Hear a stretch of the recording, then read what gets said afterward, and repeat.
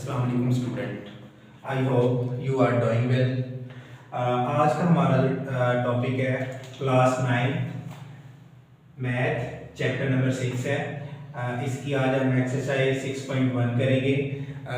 इसका आज का हमारा जो टॉपिक है वो HCF और LCM है। ओके, पहले हम HCF और LCM को अंडरस्टैंड करेंगे अच्छे से, इसकी डेफिनेशन को देखते हैं, बाद में इसकी प्रैक्टिकल एग्जांपल को भी देखते हैं साथ। अब HCF क्या होता है जी? इफ टू और मोर algebraic expression are given then their common factor of highest power। Okay, अब बेटा हमारे पास कोई से मैथ के अलजेब्रिक एक्सप्रेशन में कोई भी दो वैल्यूज हो सकती हैं, हमने उनके फैक्टर बनाने हैं। फैक्टर बनाने के बाद क्या करना है? डेफिनेशन के अंदर क्या है? टू और मोर, दो या दो से ज्यादा हमारे पास वैल्यूज हो सकती हैं, हम उनके फैक्टर बनाएंगे। फैक्टर बनाने के बाद अगर दो होंगी दोनों में देखेंगे, अगर तीन या तीन से ज्यादा होंगी सबके फैक्टर बनाने के बाद उनकी वैल्यूज में देखेंगे कॉमन चीज कौन सी आ रही है। जो कॉमन चीज आ रही होगी उसको हम कहते हैं HCF, highest common factor. Okay बेटा, ये थी हाईएस्ट कॉमन फैक्टर की डेफिनेशन। आ गया जी LCM, लीस्ट कॉमन फैक्टर। अब ये क्या होता है? HCF और LCM। HCF के अंदर था कॉमन फैक्टर और LCM के अंदर है common factor and non common factor. इधर मैंने फैक्टर लिखा हुआ है, इधर आएगा कॉमन। LCM के अंदर क्या होगा? Common factor and non common factor. Okay, और HCF क्या होता है हमारे पास? Common factor. इसमें अब LCM में कॉमन और नॉन कॉमन फैक्टर क्या होते हैं, इसके अंदर हम ये देखेंगे कि जिस तरह हमारे पास दो या दो से ज्यादा अलजेब्रिक एक्सप्रेशन में वैल्यूज होंगी, हम उनके फैक्टर बनाएंगे। फैक्टर बनाने के बाद उसके अंदर कॉमन और नॉन कॉमन दोनों वैल्यूज को निकाल के लिख लेंगे, वो हमारे पास निकल आएगा LCM। अगर सेम इसी तरह ही हम वैल्यूज के फैक्टर निकालने के बाद अगर हम कॉमन फैक्टर को लेंगे, कॉमन फैक्टर जब निकाल लेंगे वो होता है हमारे पास HCF। और कॉमन और नॉन कॉमन दोनों फैक्टर जो होते हैं, इन दोनों को इकट्ठा मिला के लिखने से हमारे पास LCM निकल आता है। ठीक है, सेम इधर मैंने ये कॉमन फैक्टर है नॉन कॉमन फैक्टर इसलिए लिखा हुआ है, शुरू पे आप लोग ये लिखेंगे इफ टू और more algebraic expression common and non common factor, ये होगी LCM की डेफिनेशन। आगे HCF की डेफिनेशन ये कंप्लीट है और इसके साथ आप एग्जांपल क्या लिखेंगे? अब बेटा इधर 6.1 इसका क्वेश्चन नंबर 1 का जो टू पार्ट्स है वो मैंने सॉल्व किया हुआ है।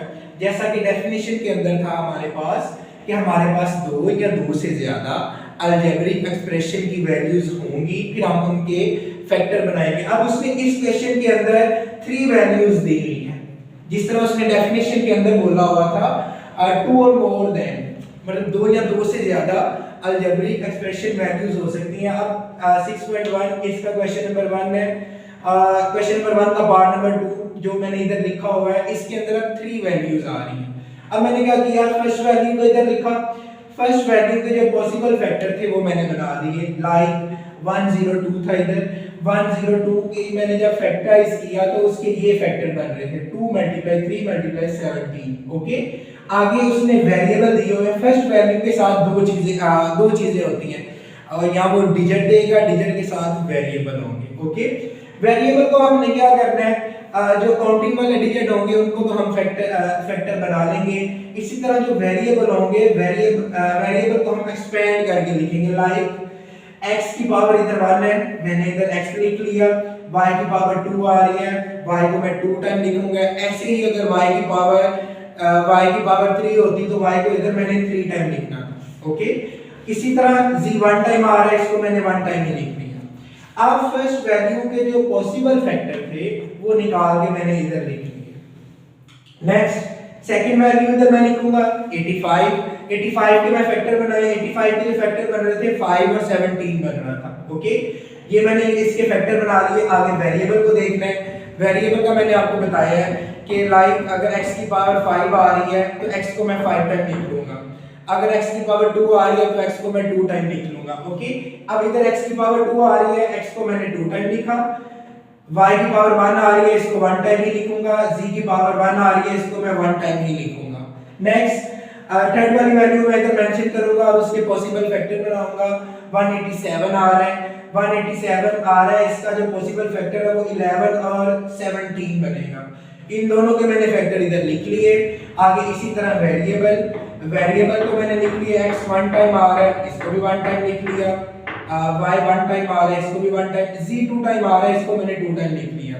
अब HCF की जो डेफिनेशन थी वो हाईएस्ट कॉमन फैक्टर थी, और डेफिनेशन के अंदर क्या था, डेफिनेशन के अंदर ये था इफ टू और मोर अलजेब्रिक एक्सप्रेशन के जब दो या दो से ज्यादा वैल्यूज के हम फैक्टर बनाएंगे तो उसमें से हम कॉमन फैक्टर लेंगे।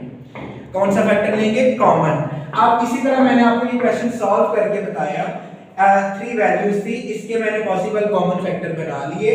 बनाने के बाद अब मैंने इनमें से देखना है कि कॉमन फैक्टर कौन कौन से आ रहे हैं।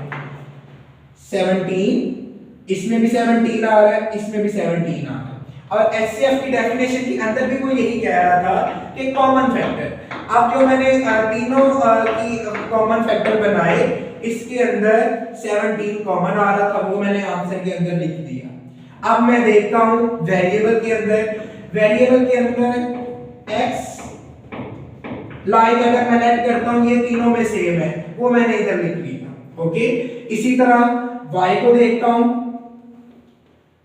तीनों में y आ रहा है, उसको मैंने इधर मेंशन कर दिया। इसी तरह z ये तीनों में आ रहा है, इसको भी मैं आंसर के अंदर लिख लूंगा। बाकी अब देखें ये वाला x और ये वाला x मैंने इसको लिख लिया, ये x किसी के साथ मैच नहीं कर रहा, मतलब कॉमन नहीं आ रहा, तो इसको मैं आंसर के अंदर भी नहीं लिखूंगा। जी, ये था हमारा HCF।